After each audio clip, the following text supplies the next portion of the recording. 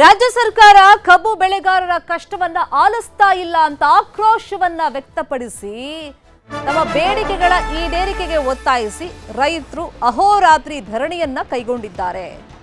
ಕಬ್ಬಿನ ದರ ನಿಗದಿಯಲ್ಲಿ ಹಗ್ಗ ಜಗ್ಗಾಟ ಜೋರಾಗಿದೆ.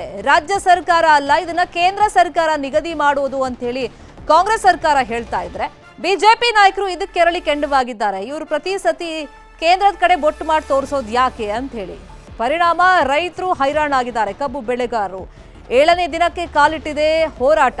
3,500 ರೂಪಾಯಿ ಬೆಲೆ ಕೊಡಬೇಕು ಅಂತ ಹೇಳಿ ರೈತರು ಆಗ್ರಹವನ್ನ ಮಾಡ್ತಾ ಇದ್ದಾರೆ. ಕಬ್ಬು ಕಟಾವು ಸಾಗಣೆ ವೆಚ್ಚ ಕಡಿತ ಮಾಡದಂತೆನೂ ಆಗ್ರಹ ಮಾಡಿದ್ದಾರೆ. ಬೆಳಗಾವಿ ಹಾಗೇನೆ ಬಾಗಲಕೋಟೆಯಲ್ಲಿ ಹೈವೇ ಬಂದ್ ಮಾಡಿ ಧರಣಿಯನ್ನ ಮಾಡ್ತಾ ಇದ್ದಾರೆ. ಇನ್ನೊಂದು ಕಡೆ ಅನ್ನದಾತರ ಬೆಂಬಲಕ್ಕೆ ನಿಂತಿದ್ದಾರೆ ಬಿಜೆಪಿ ರಾಜ್ಯಾಧ್ಯಕ್ಷ ವಿಜೇಂದ್ರ. ಗುರ್ಲಾಪುರದಲ್ಲಿ ಅಹೋರಾತ್ರಿ ಧರಣಿಯಲ್ಲಿ ವಿಜೇಂದ್ರ ಪಾಲ್ಗೊಂಡಿದ್ದಾರೆ. ಹುಟ್ಟುಹಬ್ಬ ಆಚರಣೆಯನ್ನ ಬಿಟ್ಟು ರೈತರ ಪರ ನಿಂತಿದ್ದಾರೆ ವಿಜೇಂದ್ರ. ಈ ನಡುವೆ ಬೆಳಗಾವಿ ಉಸ್ತುವಾರಿ ಸಚಿವರು ಹಾಗೂ ಸಕ್ಕರೆ ಸಚಿವರನ್ನ ಕಳಿಸಿ ರೈತರ ಜೊತೆ ಮಾತನಾಡಿಸ್ತೀನಿ ಅಂತ ಸಿಎಂ ಸಿದ್ದರಾಮಯ್ಯ ಹೇಳಿದ್ದಾರೆ. ಸಚಿವ ಎಚ್.ಕೆ. ಪಾಟೀಲ್ ನೇತೃತ್ವದಲ್ಲಿ ಮಾತುಕತೆ ನಡೆಯುವಂತ ಸಾಧ್ಯತೆ ಇದೆ.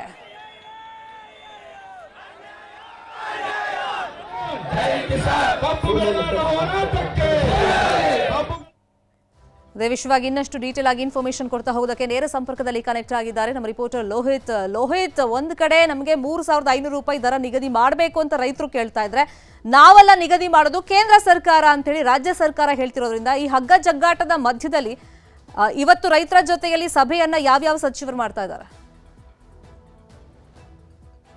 ಖಂಡಿತವಾಗ್ಲೂ ಶರ್ಮಿತಾ, ಕಳೆದ 6 ದಿನಗಳಂದು ಕೂಡ ಬೆಳಗಾವಿಯಲ್ಲಿ ಈಗ ಕಬ್ಬು ಬೆಳೆಗಾರರ ಕಿಚ್ಚು ಹತ್ತಿರತಕ್ಕಂಥದ್ದು. ಒಂದ್ ಕಡೆ ಸರ್ಕಾರ ಇದುವರೆಗೂ ಕೂಡ ಕಳೆದ 6 ದಿನಗಳ ಕಳೆದ್ರು ಕೂಡ ಯಾವುದೇ ಮಾತುಕತೆಗೆ ಬಂದಿರಲಿಲ್ಲ. ಬರೀ ಜಿಲ್ಲಾಧಿಕಾರಿಗಳನ್ನ ಮುಂದೆ ಬಿಟ್ಟು 3,200 ಕೊಡ್ತೀವಿ, ಚೌಕಾಶಿ ಮಾಡ್ತೀವಿ ಅನ್ನುವಂಥ ಮಾತುಗಳನ್ನ ಆಡ್ತಾ ಇತ್ತು. ಆದ್ರೆ ಯಾವಾಗ ರೈತರು ಆ ಒಂದು ಜಿಲ್ಲಾಧಿಕಾರಿಗಳ ಮಾತಿಗೆ ಸೊಪ್ಪು ಹಾಕದೆ ತಮ್ಮ ಪ್ರತಿಭಟನೆಯನ್ನ ನಿರಂತರವಾಗಿ ಗೊಳಿಸ್ತಾರೆ. ಉಗ್ರವಾದಂತ ಪ್ರತಿಭಟನೆ ಅಂದ್ರೆ ಒಂದು ಸ್ಥಳದಿಂದ ಬೇರೆ ಬೇರೆ ತಾಲೂಕುಗಳಿಗೆ ಪ್ರತಿಭಟನೆ ಯಾವಾಗ ಹಬ್ಸೋಕೆ ಶುರು ಮಾಡ್ತಾರೆ, ಅದ್ರ ಜೊತೆಗೇನೆ ಯಾವಾಗ ಈ ಒಂದು ಪ್ರತಿಭಟನೆಗೆ ಬಿಜೆಪಿ ಎಂಟ್ರಿ ಆಗುತ್ತೋ ಆಗ ಸರ್ಕಾರ ಎಚ್ಚೆತ್ತುಕೊಂಡಿರ್ತಕ್ಕಂಥದ್ದು. ಸೊ ನಿನ್ನೆ ಇಡೀ ದಿನ ವಿಜಯೇಂದ್ರ ಅವರು ಈ ಒಂದು ಪ್ರತಿಭಟನೆಯಲ್ಲಿ ಭಾಗಿಯಾಗೋದ್ರ ಮೂಲಕ ಅದ್ರ ಜೊತೆಗೆ ರಾತ್ರಿ ಕೂಡ ಆ ರೈತರ ಜೊತೆಗೆ ವಸತಿ ಮಾಡೋದ್ರ ಮೂಲಕ ಸರ್ಕಾರದ ಮೇಲೆ ಒಂದಷ್ಟು ಪ್ರೆಷರ್ ಅನ್ನ ಬಿಲ್ಡ್ ಮಾಡಿರ್ತಕ್ಕಂಥದ್ದು. ಸೊ ಸದ್ಯಕ್ಕೆ ಈಗ ಇವತ್ತು ಬಿಜೆಪಿಯ ಹಿರಿಯ ಸಚಿವರು ಬರ್ತಾರೆ ಅನ್ನುವಂತ ಮಾಹಿತಿ ಇರತಕ್ಕಂಥದ್ದು. ಎಚ್.ಕೆ. ಪಾಟೀಲ್ರು ಬರ್ತಾರೆ ಅನ್ನುವಂತ ಪ್ರಾಥಮಿಕ ಮಾಹಿತಿ ಇರುತ್ತಾ ಇರೋದ್ರಲ್ಲಿ ಮಧ್ಯಾಹ್ನದ ವೇಳೆಗೆ ಎಚ್.ಕೆ. ಪಾಟೀಲ್ ಅವರು ಬಂದು ಈ ಒಂದು ರೈತರ ಜೊತೆಗೆ ಒಂದು ಸಂಧಾನ ಸಭೆಯನ್ನ ಮಾಡ್ತಾರೆ ಅನ್ನುವಂತ ಮಾಹಿತಿ ಈಗ ಸದ್ಯಕ್ಕೆ ಬರ್ತಾ ಇರ್ತಕ್ಕಂಥದ್ದು. ಸೊ ಅವ್ರೊಬ್ಬರೇ ಬರ್ತಾರಾ ಅಥವಾ ಅವ್ರ ಜೊತೆಗೆ ಇಲ್ಲಿ 2 ಜನ ಸಚಿವರು ಬರ್ತಾರಾ ಅನ್ನುವಂಥದ್ದು ಇದುವರೆಗೂ ಕೂಡ ಕನ್ಫರ್ಮ್ ಆಗಿಲ್ಲ. ಆದ್ರೆ ಎಚ್.ಕೆ. ಪಾಟೀಲ್ರು ಬರ್ತಾರೆ ಅನ್ನುವಂತ ಮಾಹಿತಿ ಈಗ ಸದ್ಯಕ್ಕೆ ಇರ್ತಕ್ಕಂಥದ್ದು. ಸೊ ಯಾಕಂತಂದ್ರೆ ಕಳೆದ 6 ದಿನಗಳಲ್ಲೂ ಕೂಡ ಯಾವ ಸಚಿವರು ಕೂಡ ಸರ್ಕಾರ ಕೂಡ ಈ ಒಂದು ಪ್ರತಿಭಟನೆ ಕಡೆಗೆ ನೋಡಿರ್ಲಿಲ್ಲ, ಈ ಒಂದು ರೈತರ ಬಗ್ಗೆ ವಿಚಾರ ಮಾಡಿರ್ಲಿಲ್ಲ. ಯಾವಾಗ ಈ ಒಂದು ಪ್ರತಿಭಟನೆಗೆ ಬಿಜೆಪಿ ಎಂಟ್ರಿ ಆಗುತ್ತೋ ಆಗ ಸರ್ಕಾರ ಕೂಡಲೇ ಎಚ್ಚೆತ್ತುಕೊಂಡಿರ್ತಕ್ಕಂಥದ್ದು. ಸೊ ಇದರ ಜೊತೆಗೇನೆ ಈಗ ರೈತರು ಸಹ ಹೇಳ್ತಾ ಇರ್ತಕ್ಕಂಥದ್ದು, ಸರ್ಕಾರದ ಪ್ರತಿನಿಧಿಗಳು ನಮ್ಮ ಜೊತೆಗೆ ಬಂದ್ರೆ ನಾವು ಮಾತುಕತೆಗೂ ಕೂಡ ಸಿದ್ಧ ಇದ್ದೀವಿ. ಸರ್ಕಾರ ಇದಕ್ಕೆ ಮಧ್ಯಸ್ಥಿಕೆ ವಹಿಸಿ ಕಾರ್ಖಾನೆ ಮಾಲೀಕರ ಜೊತೆಗೆ ಮಾತುಕತೆಯನ್ನು ನಡೆಸಿ ನಮಗೆ ಕನಿಷ್ಠ 3,400 ಆದ್ರೂ ಹಣವನ್ನ ಕೊಡಿಸೋ ನಿಟ್ಟಿನಲ್ಲಿ ಇವತ್ತು ಸರ್ಕಾರ ಮುಂದಾಗಬೇಕಾಗತ್ತೆ. ಯಾಕಂತಂದ್ರೆ ಕಳೆದ 10 ವರ್ಷಗಳಿಂದ ಕೂಡ ಯಾವುದೇ ದರದಲ್ಲಿ ಹೆಚ್ಚಿಗೆ ಆಗಿಲ್ಲ.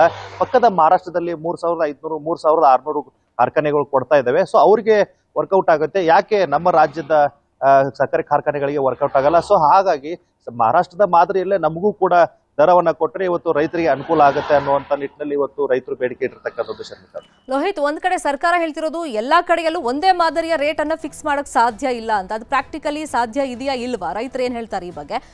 ಮತ್ತೊಂದು ಕಡೆ ಈಗ ಆ ಭಾಗದಲ್ಲಿ ನಾವು ನೋಡೋದಾದ್ರೆ ಸಾಕಷ್ಟು ಸಚಿವರುಗಳ ಕಾರ್ಖಾನೆಗಳಿದೆ, ಸಕ್ಕರೆ ಕಾರ್ಖಾನೆಗಳಿದೆ, ಅವ್ರು ಯಾಕೆ ಸ್ಪಂದಿಸ್ತಾ ಇಲ್ಲ? ಆಬ್ವಿಯಸ್ಲಿ ಶರ್ಮಿತಾ, ಏನಂತಂದ್ರೆ ಈಗ ರಿಕವರಿ ಆಧಾರದ ಮೇಲೆನೆ ಇವತ್ತು ಸಕ್ಕರೆ ಕಾರ್ಖಾನೆಗಳು ಲಾಭ ಮಾಡ್ತಾವ ನಷ್ಟ ಮಾಡ್ತಾವ ಅನ್ನುವಂಥದ್ದು ಈಗ ಡಿಸೈಡ್ ಆಗುತ್ತೆ. ಯಾಕಂತಂದ್ರೆ ಈಗ ಕೃಷ್ಣಾ ಬೆಲ್ಟ್ ಅನ್ನ ನೋಡೋದಾದ್ರೆ ಅತಿ ಹೆಚ್ಚಿನ ರಿಕವರಿ ಕೊಡುವಂತ ಈ ಒಂದು ಪ್ರದೇಶ ಬೆಳಗಾವಿ, ಬಾಗಲಕೋಟೆ, ವಿಜಯಪುರ, ಏನು ಕೃಷ್ಣಾ ನದಿ ಹಾದು ಹೋಗುವಂತ ಒಂದು ಪ್ರದೇಶ ಇದೆ. ಇಲ್ಲಿ ಬರ್ತಕ್ಕಂಥ ಭೂಮಿಯ ಫಲವತ್ತತೆ, ಸೊ ಹಾಗಾಗಿ ಇಲ್ಲಿನ ಬೆಳೀತಕ್ಕಂಥ ಕಬ್ಬಿನ ಒಂದು ಅಂಶ, ಅದರಲ್ಲಿ FRP ಅಂತ ಇದು ರಿಕವರಿ ಅಂತ ಇರುತ್ತೆ. ಸೊ ಅಂದ್ರೆ ಒಂದು ಟನ್ ಕಬ್ಬು ನುರಿಸಿದಾಗ ಎಷ್ಟು ಪ್ರಮಾಣದಲ್ಲಿ ನಮಗೆ ಸಕ್ಕರೆ ಸಿಗುತ್ತೆ, ಎಷ್ಟು ಪ್ರಮಾಣದಲ್ಲಿ ಎಥನಾಲ್ ಸಿಗುತ್ತೆ ಅನ್ನುವಂಥದ್ದು ಒಂದಷ್ಟು ಕ್ಯಾಲ್ಕುಲೇಷನ್ ಇರ್ತವೆ. ಸೊ ಇದೇ ಕ್ಯಾಲ್ಕುಲೇಷನ್ ಮೇಲೆನೆ ಇವತ್ತು ಸಕ್ಕರೆ ಕಾರ್ಖಾನೆಗಳು ದರವನ್ನ ಫಿಕ್ಸ್ ಮಾಡ್ತವೆ. ಸೊ ಇದೇ ಮಹಾರಾಷ್ಟ್ರ ಇದು ಕೃಷ್ಣಾ ನದಿ ಬೆಲ್ಟ್ ಏನ್ ಬರುತ್ತೆ, ಮಹಾರಾಷ್ಟ್ರ ಆ ಕಡೆ ಮಹಾರಾಷ್ಟ್ರ ಬರುತ್ತೆ, ಈ ಕಡೆ ಕರ್ನಾಟಕ ಬರುತ್ತೆ. ಸೊ ಅವ್ರು ಕೊಡ್ತಾರೆ, ಇವ್ರಿಗೆ ಯಾಕೆ ಕೊಡಲ್ಲ ಅನ್ನುವಂತ ಪ್ರಶ್ನೆ ಸಹಜವಾಗಿ ಇರ್ತಕ್ಕಂಥದ್ದು. ಶರ್ಮಿತಾ, ನೋಡೋಣ ಇವತ್ತಿನ ಸಭೆ ಏನಾಗುತ್ತೆ, ಹೋರಾಟ ಎಲ್ಲಿ ತನಕ ಹೋಗಿ ನಿಲ್ಲುತ್ತೆ ಅಂತ. Thank you so much Lohith, ಈ ಕ್ಷಣದ ಮಾಹಿತಿಯನ್ನು ಕೊಟ್ಟದಕ್ಕೆ.